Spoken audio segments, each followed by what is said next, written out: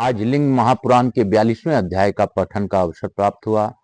आज दिनांक 7 जनवरी 2026। आज की 42वें अध्याय में नंदी रूप में बाबा भोलेनाथ का प्रकटीकरण दिया। किस प्रकार शिलाद जी को बाबा भोलेनाथ की प्राप्ति हुई और वह पुत्र रूप में बाबा भोलेनाथ के समक्ष आए। सूत जी बोले, वर प्रदान करने वाले पुण्यशाली सहस्त्र नेत्र इंद्र चले जाने पर वे शिलाद महादेव शिव जी के आराधना करते हुए तप द्वारा उन्हें संतुष्ट करने लगे। इस प्रकार निरंतर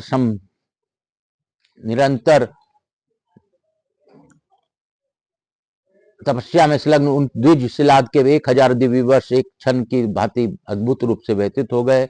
उनका शरीर वाल्मीकि बाम्बी से ढक गया। वे मुनि वर्जा सूची व्रस तथा सुई के समान मुख वाले तथा अन्य रोक्त भोजी कीटों से लिपटे शरीर वाले परिलक्षित हो गए रहे थे। वे मांस रुधिर त्वचा से विहीन होकर अस्थि मात्र शरीर वाले हो गए थे। फिर भी वे निर्लिप्त भाव से भीति की भांति निश्चल खड़े थे। तब उन्हें इस रूप में तप करते हुए भगवान शंकर ने जान लिया। वहां प्रकट होकर कामरिपु शिव ने ज्यों ही अपने हाथ से मुनि का स्पर्श किया त्यों ही मुनि श्रेष्ठ द्विज शिलाद का तपस्या जनित क्लेश समाप्त हो गया। तदंतर तपस्यारत मुनि के तप से संतुष्ट होकर भगवान शंकर ने उनसे कहा, मैं अपने गणों तथा उमा सहित आप पर प्रसन्न हूँ। हे महामते, इस तपस्या का आपका क्या प्रयोजन है? मैं आपको सर्वज्ञ तथा समस्त शास्त्रों के रहस्यों का पारगामी विद्वान पुत्र प्रदान करता हूँ।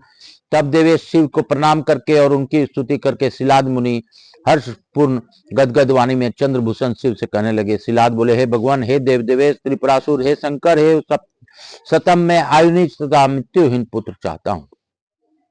सूर्य जी बोले, पूर्व में ब्रह्मा जी के द्वारा तपस्या कर आराधित परमेश्वर रुद्र ने परम प्रसन्नता के साथ मुनि शिलाद से कहा। श्री देव देवेश बोले, शिव बोले, हे विप्र, हे तपोधन मुनियों तथा श्रेष्ठ देवताओं सहित ब्रह्मा जी के अवतार ग्रहण करने के लिए पूर्व काल में तपस्या के द्वारा मेरी आराधना की थी। अतः मैं नंदी नाम से तुम्हारे अयोनित पुत्र के रूप में जन्म लूंगा। हे मुने, आप मुझे जगत पिता के भी पिता होंगे। ऐसा कहकर सम्मुख स्थित मुनि की प्रेम पूर्वक देखकर वे उन्हें प्रणाम करके अमृत तुल्य भगवान शिव उमा सहित वहीं अंतर ध्यान हो गए।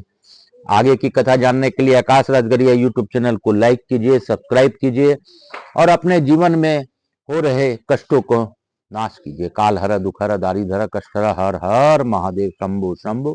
बोल बम का नारा है, बाबा एक सारा। बोलो बम, बोलो बम, बोलो बम, बोलो बम। जपा कर तू श्री शिवाय नमः, भजा कर